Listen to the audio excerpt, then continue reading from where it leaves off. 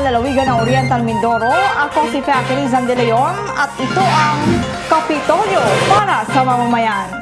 Sa ulo ng mga balita para sa linggong ito, nagniningning na Kapitolyo dinarayo ngayon ng mamamayang Mindoreño. Pagtutok para sa karagdagang honorario ng mga barangay health workers, dalang balita ni Governor Umali sa pag-ikot sa mga barangay.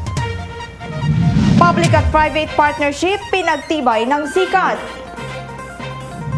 Sa mga balita mula sa katatapos na pagdiriwang ng 61st founding anniversary ng lalawigan, serbisyo ora mismo binigyan diin sa misang pasasalamat.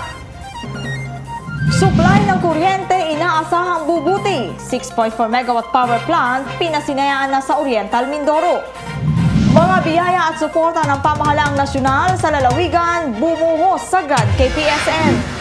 Sa detalye ng ating mga balita, kung dati-rati pangkaraniwan lang ang tanawin sa Kapitolyo sa tuwing magpapasko, ngayong taon, nais ni Governor Alfonso V. Umali Jr. na magsimulang maramdaman ang presensya ng Kapuskuhan dito mismo sa Kapitolyo.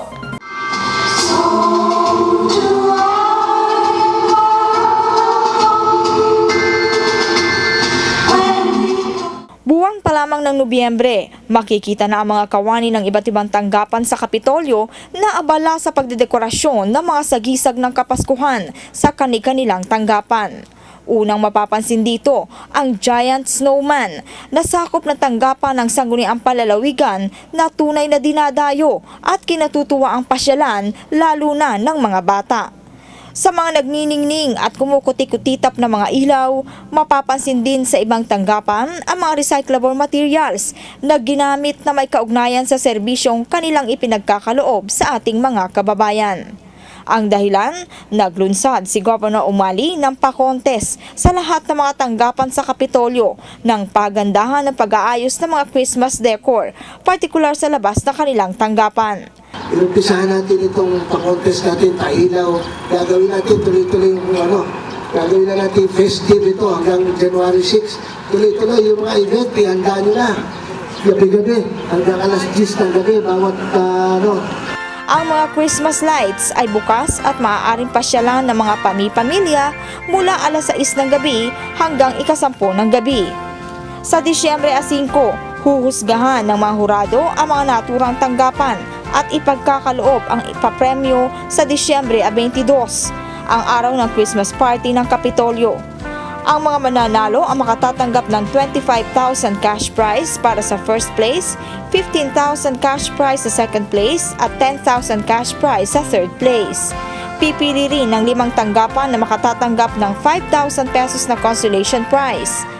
Kaugnay pa rin ito, may pa-contest pa rin si Governor Umali sa bawat tanggapan sa presentasyon ng mga ito sa programa na nais niyang isagawa gabi-gabi na kasama sa dadayuhin ng mga tagalabas ng Kapitolyo.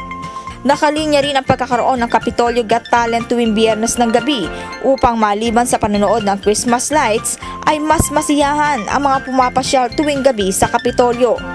Layunin ng pa-contest na ito ang hindi lamang pangibabawi ng pagkakaisa at magandang samahan ng mga kawani sa bawat tanggapan, kundi ang mabigyan ng kasiyahan ang ating mga kababayan na mayroon silang mapasyalan sa ganitong panahon ng Kapaskuhan.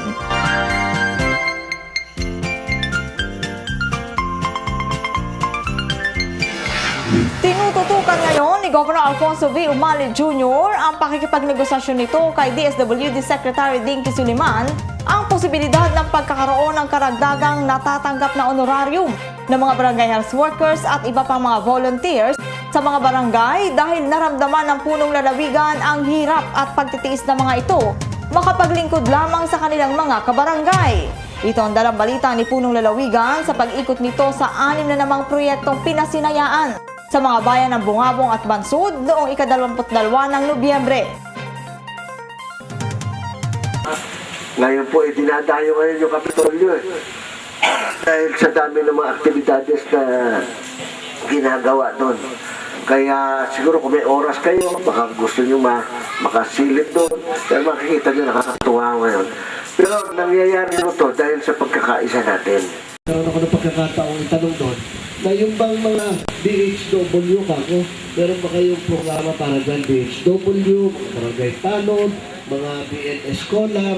Kasi ito ako nakakatanggap lang na maliit na, no, na allowance, honorarium. Ako kawawa naman ito, mahihirap din. Baka ako pwedeng isama. Awa ng Diyos, ngayon pinag-aaralan na nila. Kaya lang, hindi ka agad dahil buong Pilipinas nila i-ano to eh. Buong Pilipinas ang implementation nito. Pero kagandahan no ngayon, pinag-aaralan na nila kung paano. Bilang dito ang 5 pinakongkretong daan ng pamahalaang palalawigan sa mga barangay ng Santa Cruz, Sigange at Bagong Bayan 1 sa Bungabong at mga barangay ng Rosacara at Conrazon sa Bansud. Pinasinayaan din ang Farm to Market Road sa Barangay Tawas at Drainage Canal sa Bagong Bayan 1. Nakasama ng gobernador sa pag-ikot sina Bungabong Mayor Bubot Umali, Bansud Mayor Ronaldo Morada at Vice Mayor nito. Kanya-kanya naman pasasalamat ang mga punong barangay sa anilay kaalwan ng maidudulot ng mga naturang proyekto at ang higit pang pagsuporta ng mga ito sa administrasyon ni Governor Umali. Pinuntahan din ng gobernador ang mga kalahok ng iba't ibang barangay na sumailalim sa 5 araw na pagsasanay para sa kabuhayan na itinataguyod ng kalahisin at nagpadama ng pagsuporta sa mga ito. Nagsimula ng umaga, gabi nang natapos ang gobernador sa pag-iikot sa mga barangay na nagtapos sa pagdalo nito sa opening ng provincial meet na nilahukan na may 3 unit sa lalawigan. Samantala, nauna na rito 5 rin pinakongkretong daan ang pinasinayaan ni Governor Umali noong nakaraan ding Martes ng Nobyembre 8 sa mga bayan ng Gloria, Pinamalayan at lungsod ng Calapan. Kabilang dito ang mga natapos na pinakongkretong daan ng kasalukuyang administrasyon sa mga barangay ng Santa Teresa, Malusak at Nara ng bayan ng Gloria. Gayon din ang Papandayan at Anuling sa bayan ng Pinamalayan at pinakongkreto ring daan sa barangay Kamansihan sa lungsod ng Calapan. Nakasama rito ng gobernador sa pagpapasinaya at pag-ikot sa mga barangay sina Pinamalayan Vice Mayor Morente at mga konsehal ng mga nabanggit na bayan. Dumalo rin noon ang gobernador sa pagtatapos ng Farmers Field School Training Seminar ng mga magsasaka na taga-barangay Batido at Masipit ng lungsod ng Calapan. Ang pagsasanay na itinaguyod ng Provincial Agriculture Office sa pamumuno ni Provincial Agriculturist Petronilo Di Mailig ay naglalayong higit pang paramihin ang bilang ng produksyon ng aning palay sa lalawigan. Inaasahang bubuti at tatatag na ang supply ng kuryente matapos na pasinayaan ang 6.4 megawatt power plant ng Ormin Power Incorporated sa Oriental Mindoro. May report dyan si Ana Marie Reyes. Inaasahang bubuti at tatatag na ang supply ng kuryente matapos na pasinayaan ng 6.4 megawatt power plant ng Ormin Power Incorporated sa Oriental Mindoro. Noong November 11, pinangunahan ni Governor Alfonso V. Umali Jr., Congressman Rodolfo G. Valencia, Vice Governor Yumerlito A. Dolor, Calapan City Mayor Salvador Liechon, Ormin Power Chairman Jolly Ting, Ormeco General Manager Romeo Quasay, Ormeco President Odel Arago at iba pang mga opisyal at kinatawan ng pamahalaan ang pagpapasinaya sa may 400 milyong pisong 6.4 megawatt power station sa loob ng Ormeco sa lungsod ng Calapan. Ang nasabing planta ay may 4 na brand new diesel engine units ng bawat isa ay may kayang magbigay ng 1.6 megawatts.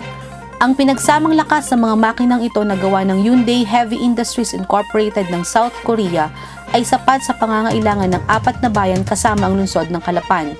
Ang planta ay sinimulang gawin noong Mayo at nagsimulang mag-test run noong November 2. Kaugnay nito, inihayag ni Governor Umali na patuloy ang kanyang pakikipag-ugnayan sa iba't ibang sangay ng pamahalaan at maging sa mga pribadong samahan upang maitap ang indigenous sources ng kuryente na mayaman ang lalawigan.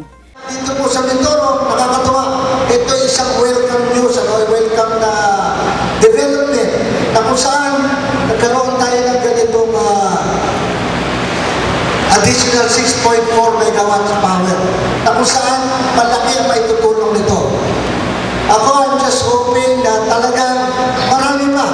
Alam nyo, ang isa na lang natin problema, medyo mahal talaga yung kuryente dito sa atin. Kung ito, yung mga indigenous natin, mga mga proyekto, ay magagawa natin. Malaking bagay o malaking